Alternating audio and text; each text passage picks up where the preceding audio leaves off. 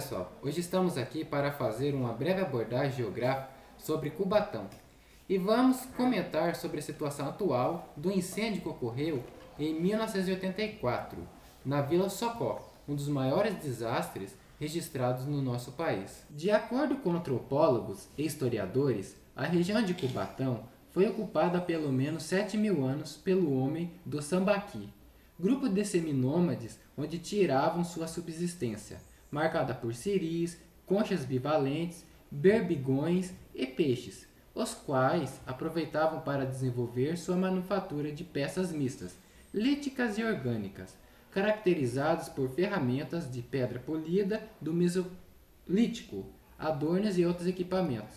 Em 1533, Rui Pinto recebeu uma carta de doação de Sesmaria, do território, que compreende o atual município de Cubatão. Índios, jesuítas e pequenos comerciantes ocupavam a região. Elevada à condição de município em 1949, o município de Cubatão está localizado no litoral de São Paulo, na região da Baixada Santista. Atualmente o município possui uma população de 125 mil habitantes. Por estar situada próxima aos centros urbanos do estado de São Paulo, em uma faixa litorânea, durante a década de 1950, o município recebeu diversas indústrias, principalmente do setor petroquímico e de fertilizantes. Essa condição foi favorecida pela disponibilidade de uma rede rodoferroviária e de terminais portuários localizados no município, o que favoreceu o recebimento de matérias-primas e insumos e o escoamento da produção industrial para o interior do Brasil e para outros países. Essa concentração de indústrias criou uma série de problemas para o município. Durante a década de 80, órgãos internacionais como a ONU elegeram Cubatão como a cidade mais poluída do mundo. O progresso da cidade trouxe situações como desmatamento da Mata Atlântica, deslizamento de terra na ocupação das encostas, a poluição do ar, dos solos e dos rios por resíduos utilizados pelo setor industrial. O acúmulo de enxofre, mercúrio, cobre e outros tipos de substâncias encontradas no meio ambiente provocaram inúmeros problemas de saúde na população local. As falhas no planejamento territorial do município foram constatadas em diversos eventos. Considerado como um dos maiores tragédias na história do Brasil, o incêndio da Vila Socó, localizado na periferia de Cubatão, teve 93 vítimas fatais. Esse número de vítimas pode ser maior do que o número divulgado, como mostra a reportagem exibida no dia 18 de julho no Jornal da Band. Documentos inéditos revelam que uma tragédia que aconteceu há 30 anos na Baixada Santista pode ter sido o maior incêndio do Brasil. Na Vila Socó, em Cubatão, em vez de 93 mortos, que é o número oficial, o total chegaria a 508. Entre as vítimas, muitas crianças e bebês.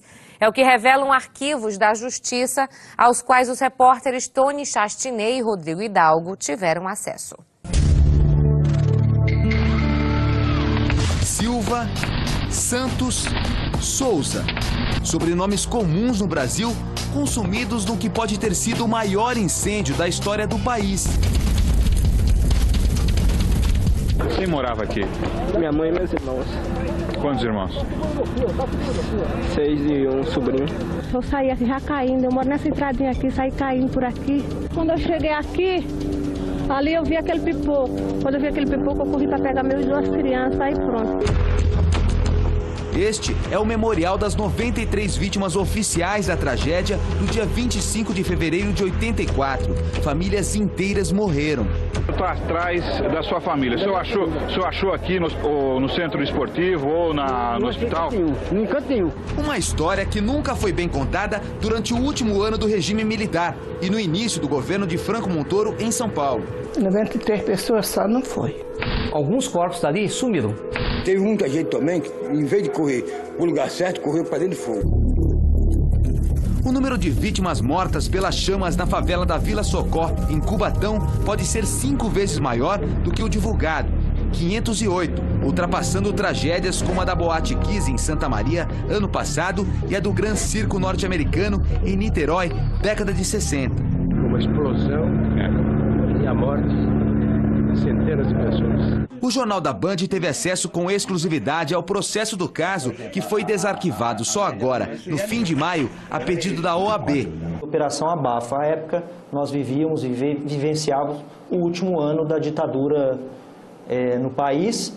E Cubatão, nós éramos área de segurança nacional como Santos. Por que tantas crianças desapareceram das escolas no outro dia? Por que ninguém foi responsabilizado? Por que o relatório da CETESB da época não coincide com o relatório da Petrobras? 6.000 famílias moravam em palafitas construídas em um terreno perto de dutos da Petrobras, tubos que transportam até hoje derivados de petróleo. É uma tragédia indescritível, corta o coração de todos, é imprevisível. Houve um erro de operação e um vazamento de 700 mil litros de gasolina. Não foi feito nenhum plano de evacuação. A gasolina estava vazando desde 1 hora da tarde, então já por volta de 8, 9, 10 horas da noite, o pessoal foi dormir. Esse documento histórico, e que nunca havia sido divulgado, assinado por 5 legistas na época, revela que mais de 300 crianças podem ter morrido. Os peritos ainda relatam que havia 300 crianças matriculadas em escolas da região, mas que apenas 60 voltaram às aulas. Ednei nunca soube o que aconteceu com os colegas de sala. Eu estudava numa classe que tinha 31 alunos. Quando eu voltei para a classe, tinha 14. Remexer no passado é a chave para a identificação de todas as vítimas. E a solução do mistério sobre as crianças mortas pode estar nos arquivos da escola onde a maioria delas estudava. Nesta gaveta estão os prontuários dos cerca de 1.000 alunos matriculados em 1984. Os legistas concluíram que grande parte dessas crianças foi reduzida a cinzas por causa da temperatura.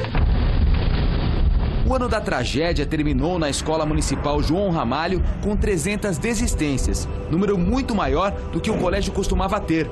No ano anterior e no posterior, a média de estudantes que deixou a escola foi de 200. Nesta creche da Vila São José, nome oficial da Vila Socó, os registros mostram que 44 crianças de 5 e 6 anos, matriculadas em fevereiro, dias antes do incêndio, desapareceram sem justificativa. No ano seguinte, a escola teve quase 2 classes a menos. Seus amigos jogavam bola junto, da minha idade, que faleceu. Todos eles, você sabe, se integram à relação oficial de mortos? Cara, só sei que eu lembro o nome de um, eu vejo lá na relação. Uma das crianças que constaram oficialmente como vítimas foi a filha de Maria Selma, que não quer mostrar o rosto. E a menina estava dormindo, minha filha tinha 3 anos e 9 meses. Dona Didi perdeu o marido, que entrou no barraco para salvar os 4 filhos. Nós corremos, eu com meus filhos, tudo. Eu pensei que ele estava correndo também, mas ele foi. Morreu lá. Não há como mostrar o rosto do herói, porque as fotos dele também se perderam no fogo. Eu, na minha conta, eu acho que tem mais de umas 500 pessoas que morreram lá. O promotor do caso, na época, admite que pode ter havido subnotificação. Não foi possível identificar todos. Existe a possibilidade de ter sido mais. O trauma ficou para muita gente. Esse bombeiro civil, que não quer se identificar, ajudou no resgate. Muita gente morta, gente até dentro de uma geladeira. E em cada caixão deviam ter sido colocados uma média de 5 a 10 corpos. Caixões de alumínio. Eu lembro que durante uma semana inteira eu não consegui me alimentar, porque o cheiro era muito forte e a cena era muito forte também. O Ministério Público chegou a denunciar 24 pessoas, entre elas o prefeito de Cubatão, executivos e o presidente da Petrobras.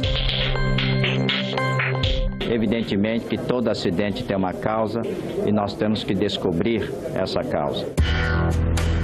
Mas a ação penal foi trancada em segunda instância. Moradores e familiares receberam uma pequena indenização e casas em um bairro vizinho. O monumento em homenagem aos mortos do incêndio da Vila Socó está assim, abandonado, ignorado com uma história. O caso ficou no esquecimento das autoridades, mas nunca de quem sofreu com a tragédia. Pessoas que esperam há 30 anos pela verdade. Morreu ninguém da minha família, mas morreu gente próxima, morreu colegas e morreu mais gente. Mas o que eu vou fazer? Se eu e a pessoa pegar uma pedrinha e jogar no centro do mar, o que vai acontecer? Nada. Mas com o desarquivamento do caso, essa história ainda pode mudar. A tragédia será discutida agora em âmbito internacional. Nós temos fé que a Corte Interamericana irá reabrir e após toda a análise de documentação juntada com essa inicial, tenho esperança e fé que o Estado brasileiro seja punido por essa tragédia e por essa não responsabilização dos culpados. Nós somos gente, né? Somos seres humanos, então a gente merecia que essa história fosse cavada e respondida pra gente.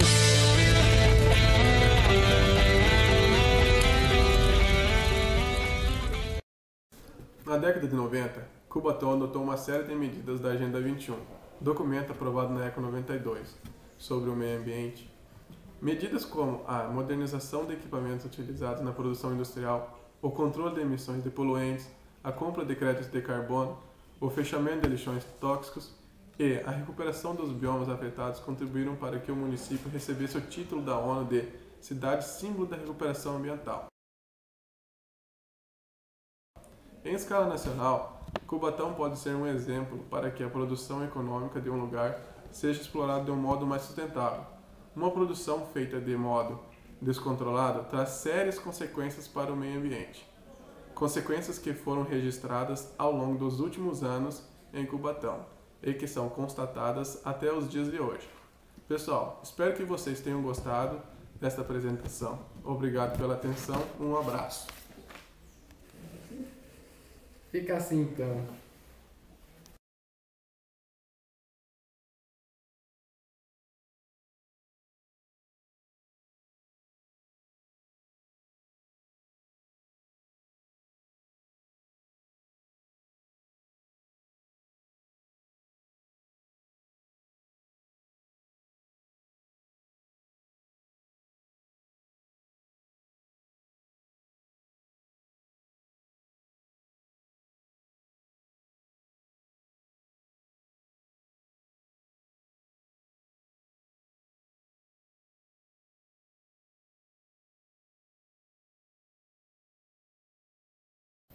Por estar situado próximo aos centros urbanos do estado de São Paulo, e numa costa litorânea...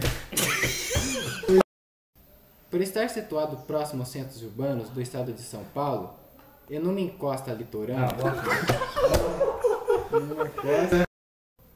Por estar situado próximo aos centros urbanos do estado de São Paulo, na região litorânea... Só acho litorânea. Mas você ficou mudo. Ô, John, mas já pega assim, na hora que você terminar, você já vai... Abaixa vai, ó, silêncio agora, vai, vamos.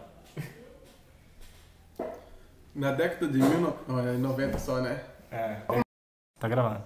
Tape 1, rodando. Croquete. Renan. Na década de 1990, Cubatão adotou uma série de medidas da Agenda 21, documento aprovado na ECO 92 sobre o meio ambiente. Medidas como a modernização de equipamentos utilizados na... tá bom. Vou mandar um recado para o Flávio.